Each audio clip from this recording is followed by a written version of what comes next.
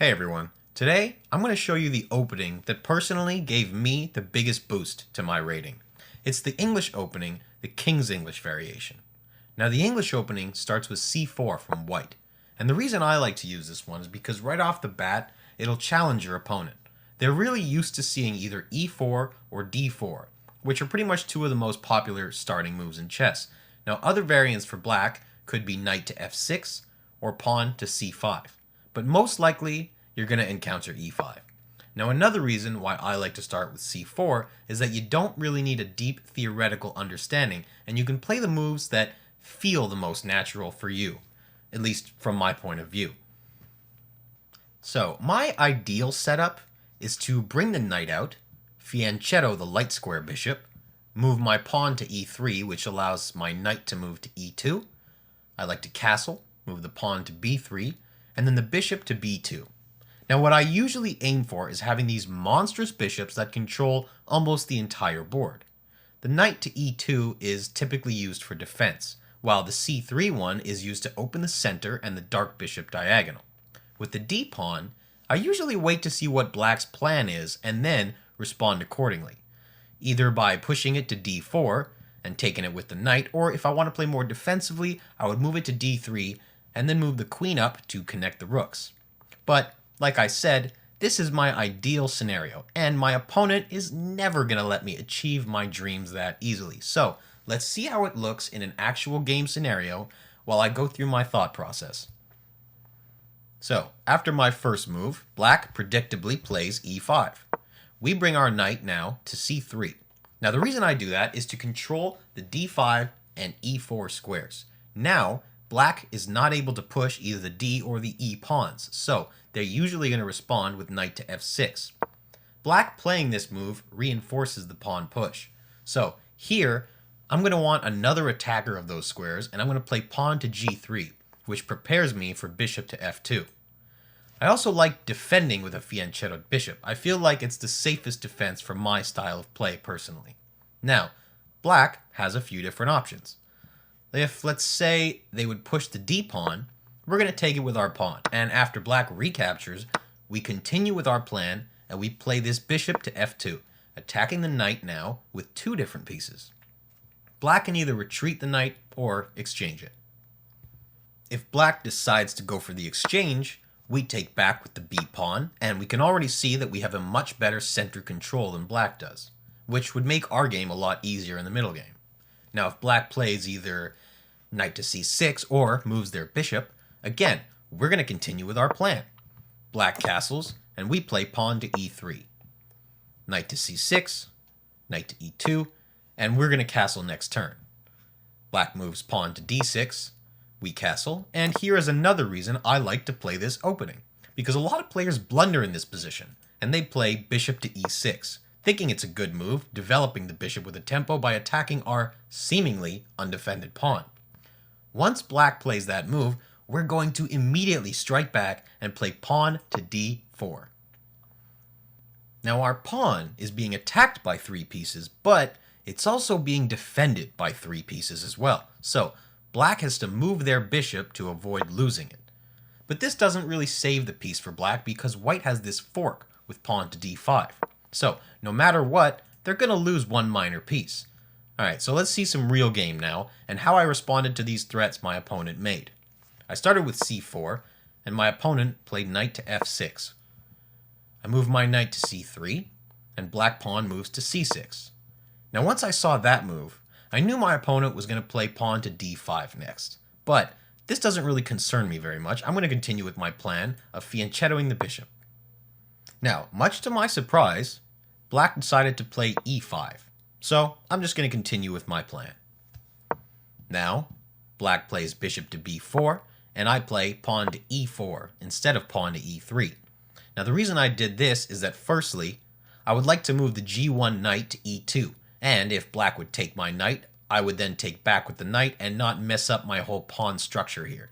And second, if I didn't get the chance of playing e2, and black decided to trade the next turn, I would still have three defenders on the d5 square if black decided to challenge the center. And I would end with those two connected pawns, which is a really nice pattern. Now, if black has more space, I can have some nasty moves like bishop to a3 to prevent him from castling, and so on. But in the actual game, black castled, and I got the chance to play knight to e2. He then pushed the pawn to d6, and I castled. He tried pinning the knight with bishop to g4, but I moved h3 in order to release that pin. The black bishop moves back to e6, attacking my pawn.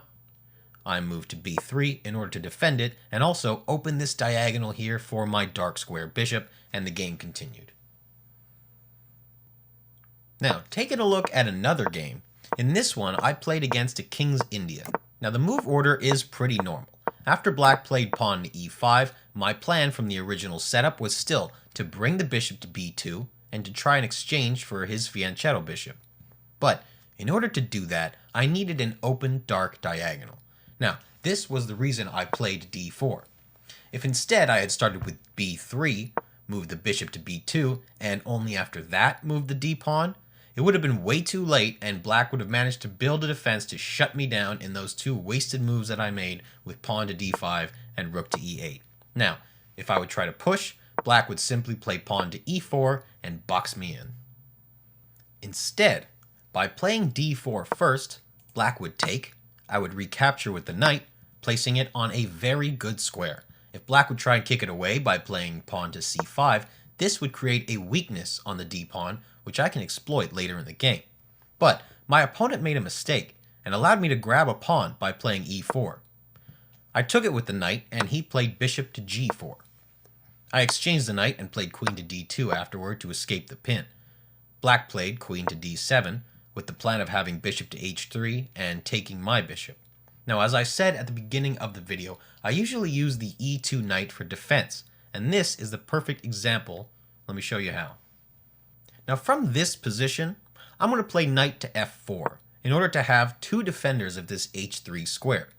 Usually, I have a hard time if I lose that fianchetto bishop, and I try my best to keep it alive as long as I can. If ever I need to exchange it, I would look for an opportunity to trade queens as well, so I don't get into some complicated endgames. Black decided to push and kick my knight away with g5, which already weakens black's own defense. I moved the knight to d3 now because I wanted to control more central squares, and I decided to stick with my plan of moving my bishop to b2 and pushing the d-pawn to open up this diagonal right here. Let's take a look at one more example where my opponent responded with d6 and e5, making it again a reverse Sicilian. Now I played pawn to g3, knight to c6, bishop to g2, and the black rook moves to b8. Now, I'm thinking that he would want to put his own light square bishop on b7 at some point. I continued with my main plan, playing pawn to e3, and then black moved his knight to f6, so I moved my knight here to e2. Black bishop to e7, castle, he castles, my pawn to b3, black bishop to e6, and again, I wanted to open up the center. Black is now forced to take, because if not, I would have this fork, and he's going to lose a piece. So black takes, I take back, black bishop to g4, and then I play queen to d2 to escape that pin here. Black then moves his queen to d7, and again, I played knight to f4 to stop the bishop from going to h3. Black moves to a5, white bishop to b2, black bishop to f5. Now I'm thinking it's time to bring my rook into play. So I put them on an open file with rook to e1. Black plays knight to b4, and I played a3 to kick him right out of there. And here, he then played knight to c2, which at first glance seems like a pretty good idea, forking my two rooks. But it's actually a mistake if you think about it a little bit. I took the bishop and played rook to c1 afterward. Black did not have an available square for his knight to save it, so instead he plays rook to e8, and I traded the rook for two pieces. Now, even though black had +1 in material, my position is much better here, as you can see, and I'm going to have an easier game ahead of me. If my opponent plays c5 instead, the symmetrical variation, you can play as usual most of the time, and black is just going to copy you. I really hope you guys find this video useful. It's nice to take a break of talking about endgames and focusing on openings a little bit, and I hope you guys use the English opening in your games. Let me know in the comments how it worked out for you.